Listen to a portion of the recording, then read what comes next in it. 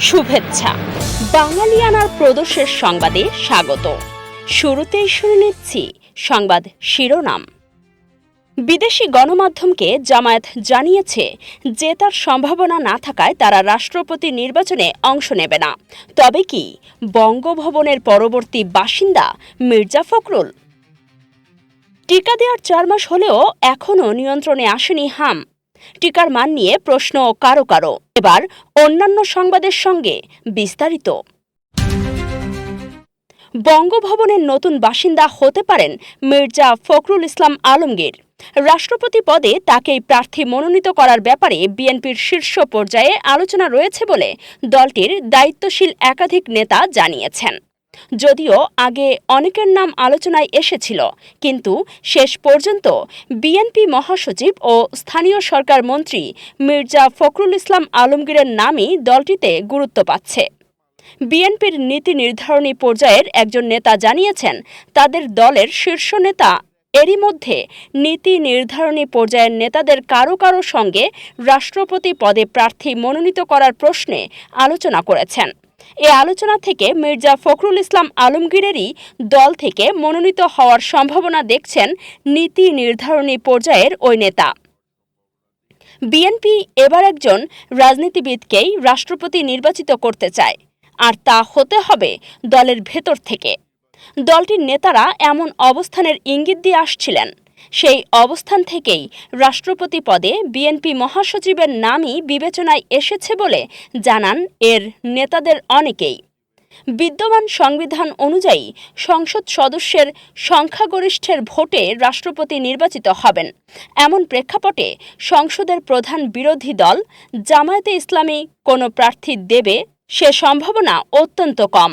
ফলে বিএনপির প্রার্থী সম্ভবত নির্বাচিত হতে যাচ্ছেন। বিএনপিতে একজন পরীক্ষিত নেতা হিসেবে পরিচিতির পাশাপাশি দলটির বাইরে রাজনৈতিক অঙ্গনে এবং জনগণের মাঝে ফখরুল ইসলাম আলমগীরের ইতিবাচক ভাবমূর্তি ও গ্রহণযোগ্যতা রয়েছে বলে মনে করে দলটি। এই বিষয়গুলোকে গুরুত্ব দিয়ে বিএনপির শীর্ষ নেতৃত্ব তাদের দলের মহাসচিবকে সম্মান দিতে চাইছে বলে বলছেন দলটির নীতি নির্ধারণী পর্যায়ের একাধিক নেতা। শীর্ষ দুই নেতার অনুপস্থিতিতে লম্বা সময় ধরে বিএনপির সংকটে এবং আওয়ামী লীগের বিরুদ্ধে আন্দোলন গড়ে তুলতে দেশের ভেতরে আলমগীরই ছিলেন দৃশ্যমান মূল নেতৃত্বে। আবার অনেক নেতা মনে করেন, বঙ্গভবনের বাইরে বিএনপি সরকারে মির্জা ফখরুলের মতো অভিজ্ঞ রাজনীতিবিদের প্রয়োজন আছে। সেখানে ঘাটতি হতে পারে বলে তাদের যুক্তি। বাংলাদেশের বিদ্যমান সংবিধানে সংসদ সদস্যের সংখ্যাগরিষ্ঠের ভোটে রাষ্ট্রপতি নির্বাচিত হবেন বলে বলা আছে। ফলে নিরঙ্কুশ সংখ্যাগরিষ্ঠতা পাওয়া বিএনপি যাকে প্রার্থী মনোনয়ন করবে তিনি রাষ্ট্রপতি নির্বাচিত হবেন। এই বিষয়কে উল্লেখ করে কোনো প্রার্থী না দেওয়ার কথা বলছে জামায়াত, কারণ তারা প্রার্থী দিলে নির্বাচিত হওয়ার সুযোগ নেই। প্রার্থী না দেওয়ার বিষয়ে ব্রিটিশ গণমাধ্যম বিবিসির সঙ্গে আলাপকালে এই যুক্তি তুলে ধরেন জামায়াতে ইসলামীর সেক্রেটারি জেনারেল মিয়া গোলাম পরোয়ার। এছাড়াও তিনি অভিযোগ করেন, রাষ্ট্রপতি পদে প্রার্থী মনোনয়নের ক্ষেত্রে সরকারি দল বিএনপি সংসদের বিরোধী দলগুলোর কোনো মতামত নিচ্ছে না।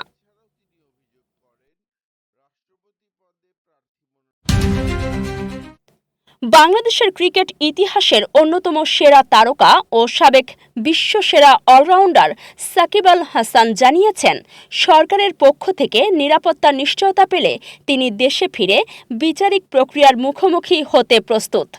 গণ অভ্যুত্থানে উৎখাত হওয়া সাবেক প্রধানমন্ত্রী শেখ হাসিনার ঘনিষ্ঠ সহযোগী হিসেবে পরিচিত এই অলরাউন্ডার বর্তমানে নির্বাসিত জীবন কাটাচ্ছেন। তিনি জানিয়েছেন, দেশে ফিরে তিনি হত্যাসহ তার বিরুদ্ধে আনা সকল মামলার বিচারিক প্রক্রিয়ার মুখোমুখি হতে এবং একটি শেষ সিরিজ খেলে আন্তর্জাতিক ক্রিকেটকে বিদায় জানাতে চান। আওয়ামী লীগের সাবেক সংসদ সদস্য সাকিব 2024 সালের আগস্টে ছাত্র জনতার অভ্যুত্থানের মুখে সরকার পতনের পর থেকে মার্কিন যুক্তরাষ্ট্রে বসবাস করছেন। 39 বছর বয়সী এই ক্রিকেটার এখনও আন্তর্জাতিক ক্রিকেট থেকে অবসর নেননি। তিনি আশা প্রকাশ করেছেন, দেশের মাটিতে নিজের শেষ সিরিজটি খেলবেন এবং ২০২৭ সালের ওয়ানডে বিশ্বকাপে দেশের প্রতিনিধিত্ব করবেন। রয়টার্সকে দেওয়া এক টেলিফোন সাক্ষাৎকারে সাকিব আল হাসান বলেন, সরকার যদি আমাকে এই মর্মে ক্লিয়ারেন্স দেয় যে আমার নিরাপত্তা নিশ্চিত করা হবে, তবে আমি আনন্দের সাথে দেশে ফিরব। আমি আদালতের বিচার এবং যা যা করা প্রয়োজন সবকিছুরই মুখোমুখি হতে রাজি আছি। শ্রীলঙ্কা থেকে ফ্র্যাঞ্চাইজি ক্রিকেট খেলার ফাঁকে তিনি এসব কথা বলেন। নিজেকে নির্দোষ দাবি করে সাকিব বলেন, আমি জানি আমি কিছুই করিনি। গত ২ বছর দেশের বাইরে থাকা নিয়ে এটিই তার সবচেয়ে বিস্তারিত বক্তব্য।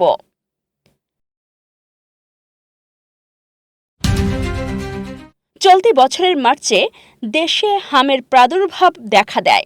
এপ্রিল থেকেই শুরু হয় বিস্তৃত টিকা কার্যক্রম। এরপর ৪ মাস অতিবাহিত হলেও হামের সংক্রমণ ও শিশু মৃত্যু নিয়ন্ত্রণে আনা সম্ভব হয়নি। গ্যাভি সমর্থিত আন্তর্জাতিক পর্যালোচনা ও স্বাস্থ্য অধিদপ্তরের তথ্যমতে বর্তমানে বিশ্বে হামে আক্রান্ত ও মৃত্যুর দিক থেকে শীর্ষস্থানে রয়েছে বাংলাদেশ। সাবেক অন্তর্বর্তী সরকারের সময়ে টিকা সংগ্রহ পদ্ধতিতে নীতিগত পরিবর্তনের ফলে সৃষ্ট সংকট এবং টিকাদানের সার্বিক কভারেজ কমে যাওয়াকে এ পরিস্থিতির জন্য দায়ী করছেন জনস্বাস্থ্য বিশেষজ্ঞরা।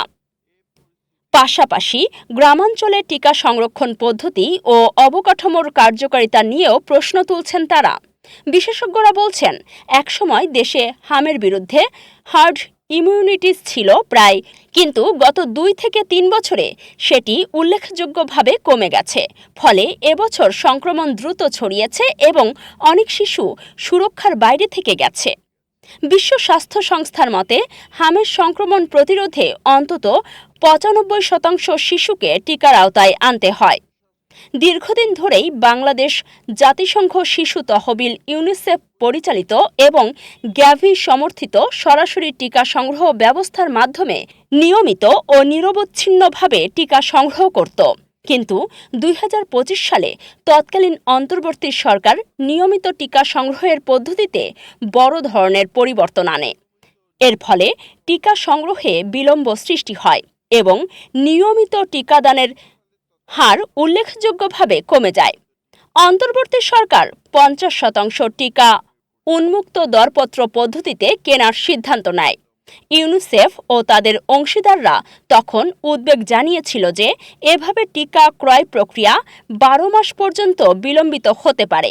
বাংলাদেশে প্রতিবছর সাধারণত প্রায় ৭ কোটি ডোজ টিকা সংগ্রহ করা হয়, কিন্তু ২০২৫ সালে ইউনিসেফের প্রি ফাইন্যান্সিং ব্যবস্থার মাধ্যমে মাত্র ১,৭৮,০০,০০০ ডোজ সংগ্রহ করা সম্ভব হয়। টিকার এ ঘাটতির পাশাপাশি ২০২৪ সালের শেষ দিকে পরিচালিত হওয়ার কথা থাকা জাতীয় হাম টিকাদান অভিযানও বারবার পিছিয়ে যায় এবং শেষ পর্যন্ত বাতিল হয়। এর ফলে লাখ লাখ শিশু নির্ধারিত সময়ে টিকা থেকে বঞ্চিত হয় এবং সংক্রমণের ঝুঁকি বহুগুণ বেড়ে যায়। গত ৫ই এপ্রিল থেকে দেশের ৩০টি উচ্চ ঝুঁকিপূর্ণ উপজেলায় এবং পরবর্তী সময়ে দেশব্যাপী ১,৮০,০০,০০০ শিশুকে লক্ষ্য করে হাম রুবেলা টিকাদান কর্মসূচি পরিচালিত হয়।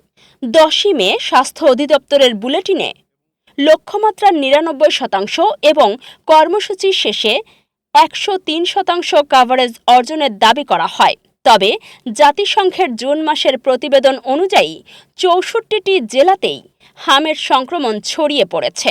আক্রান্তদের ৮০%-ই বয়স ৫ বছরের কম এবং মোট আক্রান্তের প্রায় ১/৩ বয়স ৯ মাসের কম, অর্থাৎ নিয়মিত টিকা নেওয়ার বয়স হওয়ার আগেই তারা আক্রান্ত হয়েছে।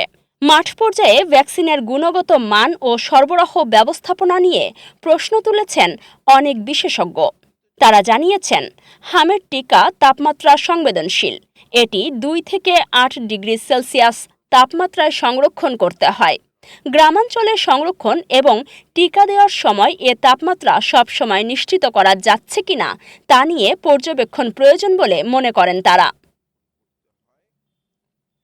ঢাকার গোড়ানে নিজ বাসায় ব্লগার নীলাদ্রি চট্টোপাধ্যায় ওরফে নিলয় হত্যার বিচার কাজ শেষ হয়নি ১১ বছরেও।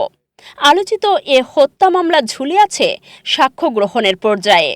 2015 সালের 7ই আগস্ট খিলগাঁওয়ের গোড়ানে নিজ বাসায় খুন হন ব্লগার নিলয়। সেদিন রাতেই খিলগাঁও থানায় কারো নাম তুলে না ধরে 4 জনকে আসামি করে মামলা করেন তার স্ত্রী আশামণি। দিনটি ছিল শুক্রবার। সেদিন জুমার নামাজ শেষ হওয়ার পরপরই খিলগাঁওয়ের পূর্ব গোড়ান টেম্পো স্ট্যান্ডের কাছে 8 নম্বর রোডের 167 নম্বরের 5তলা ভবনের 5ম তলায় নিলয়কে কুপিয়ে হত্যা করা হয়।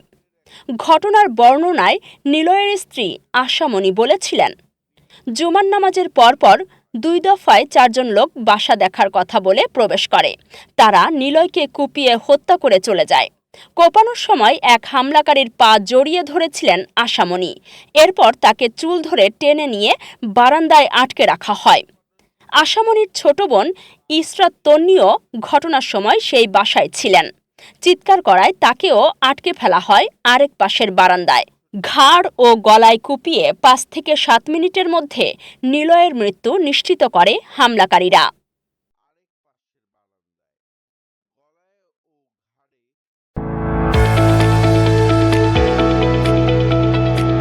এবার শুনে নিচ্ছি বাঙালিয়ানার বাণিজ্য সংবাদ। বাংলাদেশের পোশাকের সবচেয়ে বড় বাজার যুক্তরাষ্ট্রে চলতি বছরের প্রথম 6 মাসে রপ্তানি কমেছে। জানুয়ারি থেকে জুন পর্যন্ত বাংলাদেশ যুক্তরাষ্ট্রের বাজারে 400 কোটি 78 লাখ ডলারের পোশাক রপ্তানি করেছে। এই অঙ্ক গত বছরের একই সময়ের চেয়ে 5.75% কম। তবে এ ধাক্কার পরও বাজারটিতে দ্বিতীয় শীর্ষস্থান ধরে রেখেছে বাংলাদেশ। 2025 সালের একই সময়ে যুক্তরাষ্ট্রে বাজারে 425 কোটি 24 লাখ ডলারের পোশাক রপ্তানি করেছিলেন বাংলাদেশের রপ্তানিকারকরা। একক দেশ হিসেবে যুক্তরাষ্ট্র হচ্ছে বাংলাদেশের পোশাকের সবচেয়ে বড় বাজার। মোট রপ্তানি আয়ের 20% মতো আসে বিশ্বের সবচেয়ে বড় অর্থনীতির এই দেশ থেকে।